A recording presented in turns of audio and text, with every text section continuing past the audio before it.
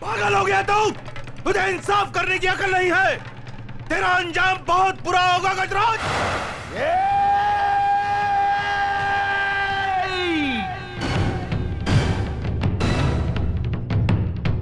इसके आगे एक लफ्ज भी बोला तो जुबान खींच लूंगा। तेरी औकात मेरे सामने खड़े होने की भी नहीं है और तू मुझे ललकारता है। गजराज ठाकुर ने कभी किसी अंजाम की परवाह नहीं की। अगर परवाह की है तो सिर्फ अपनी आन, इंसाफ, अखलाक और ईमान की। इस लड़के की जन्म, जात, नाम, इसकी कोई अहमियत नहीं है हमारी नजर में। अहमियत है तो सिर्फ इसकी इज्जत, इसकी पवित्रता की। जगन्नाथ, मांग भर इसकी। गजराज!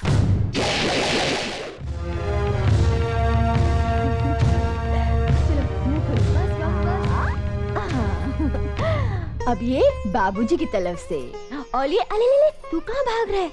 और ये मेरी तरफ से बाबूजी।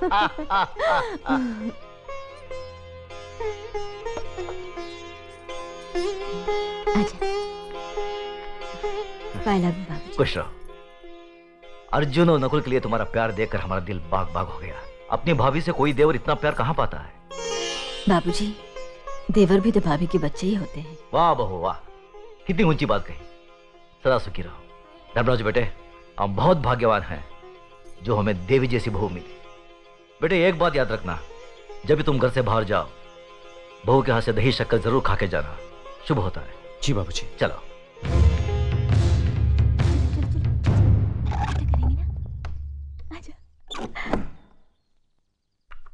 टाटा पिताजी। टाटा पिताजी। चले बाबूजी। चलो।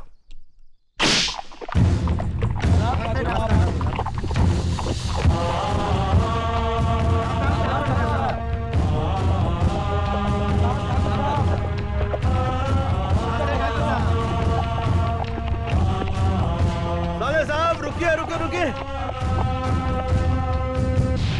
साले साहब, आदमी कितना भी बड़ा क्यों ना हो, अपनी बहन बेटी के दरवाजे के सामने आकर उसका सर झुक ही जाता है। दुआ सलाम ना सही, अंदर आकर जलपान तो करते जाइए। हम इस वक्त बहन के भाई नहीं, पंचायत के सरपंच है।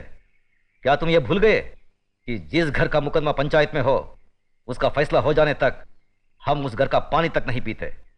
एक बार फैसला हो जाने दो, उसके बाद साथ बैठकर जी भरकर खाना खाएंगे। फैसला जरा सोच समझ कर करना गजरा साहब। जगन्नाथ सिर्फ मेरा ही नहीं, तुम्हारी बहन का भी बेटा है। कहीं कुछ गलत हुआ तो नतीजा बहुत बुरा होगा। चलो धर्मराज।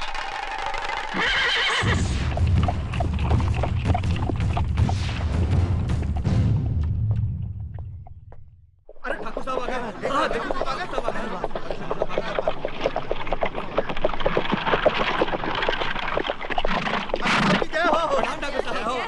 ठाकुर साहब नमस्कार। ठाकुर साहब बालक ठाकुर साहब।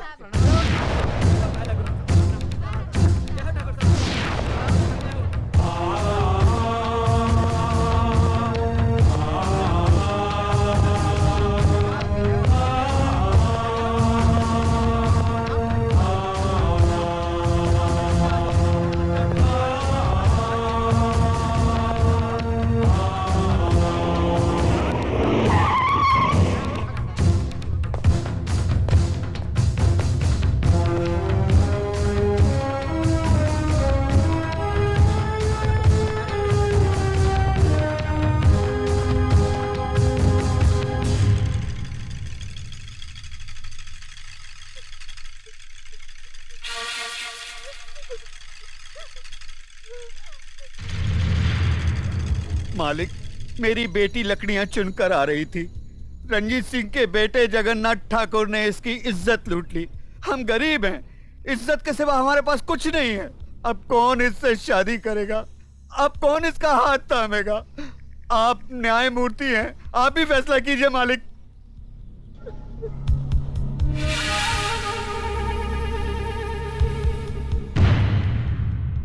इस बात का कोई चश्मदीद गवाह है?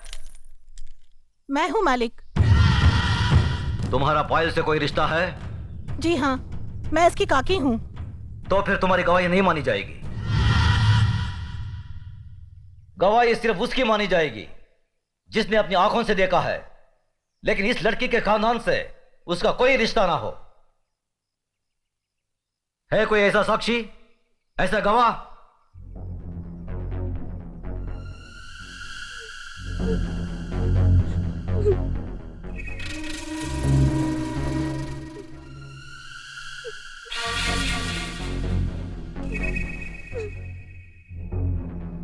मैं हूँ मालिक। मैंने देखा है। तुमने क्या देखा है बेटे? मैंने देखा कि ये इस दीदी को जबरदस्ती अपने कंधे पे उठाकर पंपशीट में ले गया और दरवाजा बंद कर दिया। ये बचाओ बचाओ चिल्ला रही थी मगर वहां कोई नहीं था। थोड़ी देर बाद जब ये बाहर आई तो इसके कपड़े फटे हुए थे और ये रो रो के कह रही थी कि मेरा सब कुछ लूट गया, मैं बर्बाद हो गई।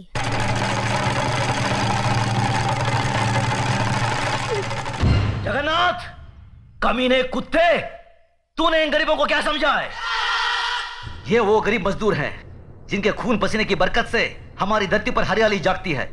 हमारे सर पर जमींदारी का ताज इन्हीं गरीबों की बदौलत है, जिसके बदले में उन्हें 2 वक्त की रोटी 2 गज की चादर मिलती है। और तूने उसी चादर में घुसकर इस गरीब की इज्जत लूट ली। फिर तुझ में और जानवर में क्या फर्क रहा? मुनीम जी, देवी मां के मंदिर से सिंदूर ले आओ। जी मालिक। पायल, तुम इधर आओ। जिन हाथों से मजबूर करके इस कमीने ने तुम्हारी इज्जत लूटी, आज ये उन्हीं हाथों से तुम्हारी मांग भरेगा, तुम्हें अपनी पत्नी बनाएगा। यह हमारा फैसला है। गजराज, अपना फैसला बदल दे। आंखें मत दिखा। ये नीच जिसके पांव अगर मेरी हवेली के फर्श पर पड़े तो फर्श गंदा हो जाए, इस 2 टके की लड़की को तुम मेरे घर की बहू बना रहे हो। तो नहीं जानता, जमींदारों में तो ऐसी बातें होती ही रहती हैं। मजदूर औरतों और मालिकों के बीच में ऐसे खेल तो अक्सर होते रहते हैं। कोई अपनी बीवी नहीं बनाता उन्हें। खामोश! मजदूर औरतों की इज्जत जमींदारों के बाप दादाओं के कोई जागीर नहीं होती जिसे वो अपनी मनमानी करे, रोन दे, कुचले। इज्जत इज्जत होती है, चाहे वो किसी ठाकुर की बेटी हो या किसी मजदूर की। पागल हो गया तू? तुझे इंसाफ करने की अकल नहीं है। तेरा अंजाम बहुत बुरा होगा गजराज।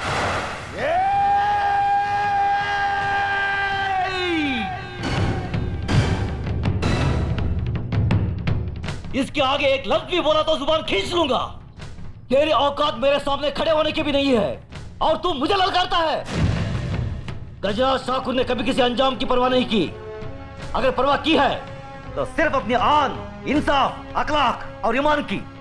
इस लड़की के जन्मजात नाम इसकी कोई अहमियत नहीं है हमारी नजर में। अहमियत है तो सिर्फ इसकी इज्जत, इसकी पवित्रता की।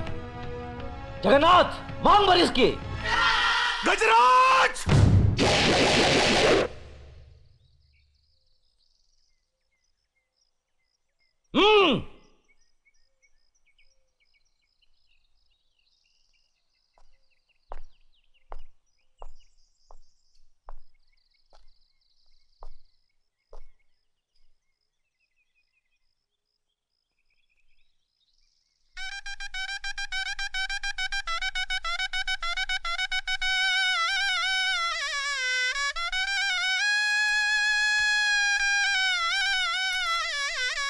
सदा सुखी रहो बेटी। जगन्नाथ, अगर तुमने इसे कोई तकलीफ दी तो हमसे बुरा कोई नहीं होगा।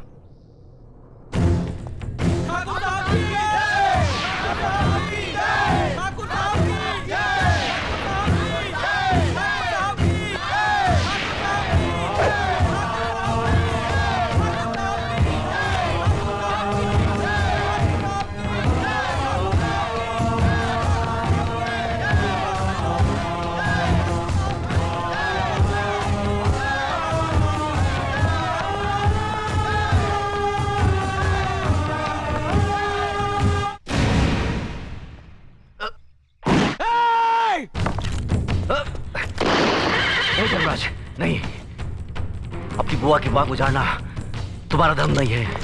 बाबूजी, बाबूजी! भैया!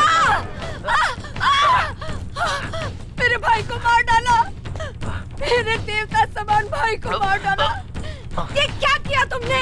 ये कैसा अनर्थ किया?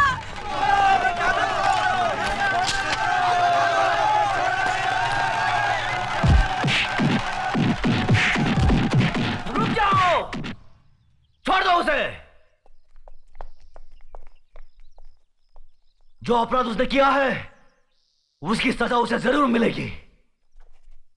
आज से 18 साल के लिए हम रंजीत सिंह ठाकुर को समाज और बिरादरी से बाहर करते हैं। आज के बाद अगर कोई भी इसके परिवार के साथ किसी भी तरीके का संबंध रखेगा तो उसको भी यही सजा मिलेगी। यह गजराज ठाकुर का फैसला है। भैया, बाबूजी, भैया, बाबूजी, बाबूजी, बाबूजी।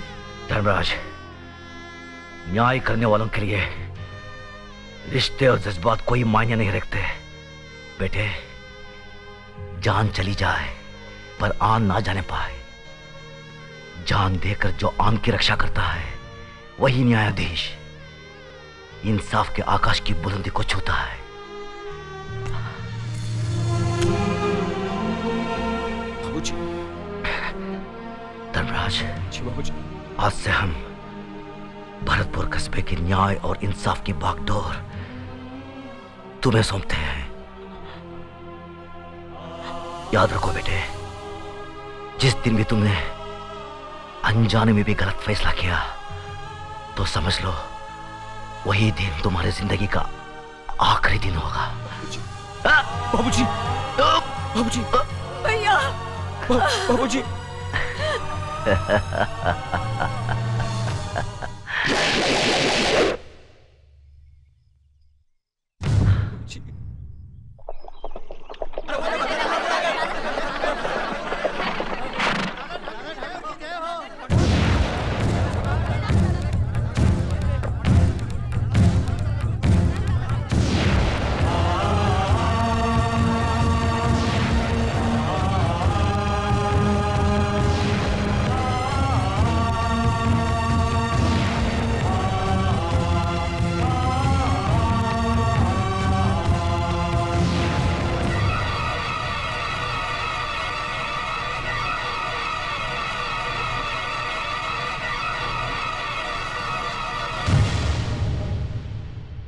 इस मामले में किसी को दादा ठाकुर से कुछ कहना है?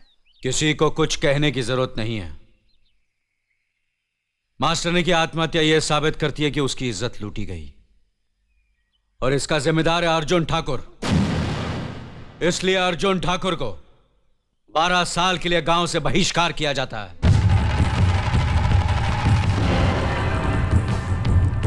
आज से कोई इससे बात नहीं करेगा, कोई इसकी मदद करेगा नहीं, और जो भी इस हुक्म को तोड़ेगा उसे और उसके परिवार वालों को यही सजा भुगतनी पड़ेगी। मासूम मास्टरनी शिल्पा ही अपनी विधवा मां का सहारा थी, इसलिए अर्जुन ठाकुर की जायदाद का आधा हिस्सा उसकी मां को दिया जाएगा। यह हमारा फैसला है।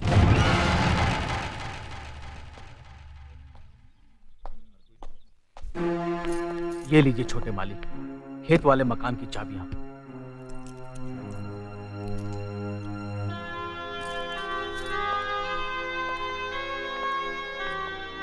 हम जा रहे हैं बड़े भैया।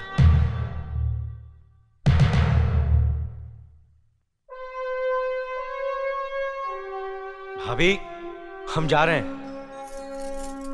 हम जा रहे हैं भाभी।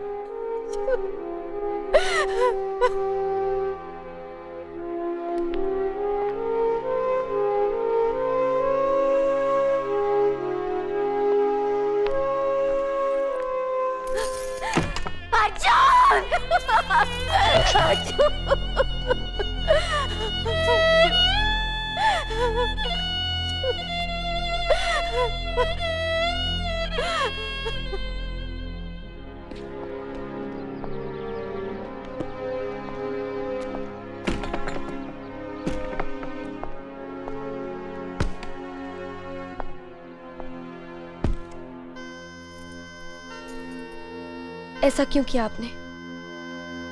मैं जानती हूं कि आप बेकसूर हैं।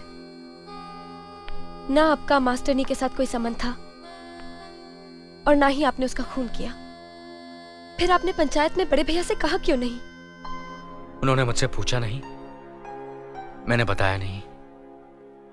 आज तक बड़े भैया ने जितना मुझसे कहा मैंने उतना ही किया, जितना मुझसे पूछा मैंने उतना ही जवाब दिया। तुम नहीं जानती मीना, बड़े भैया और भाभी हमारे लिए साक्षात भगवान है। उन्होंने बचपन से मुझे और नकुल को अपनी औलाद की तरह पाला है। उनकी कुर्बानी की बुलंदी यह है कि हमारे लिए वो आज तक अपनी संतान के मां बाप नहीं बने। मैं इन अंधविश्वासों में यकीन नहीं रखती, और वैसे भी मुझे बच्चे की कोई जल्दी नहीं है। आपको इतने बरसों से कोई औलाद नहीं हुई, चाहे तो आप ही बांध लीजिए।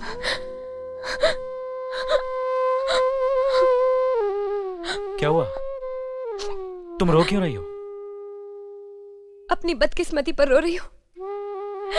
अपनी नादानी में मैंने बड़े भैया और दीदी का बार बार अपमान किया है, उनका दिल दुखाया है। मालिक, फसलों की कटाई के लिए आज का दिन शुभ है। अगर आप इजाजत दें तो कटाई शुरू करवा दें। ठीक है। अर्जुन,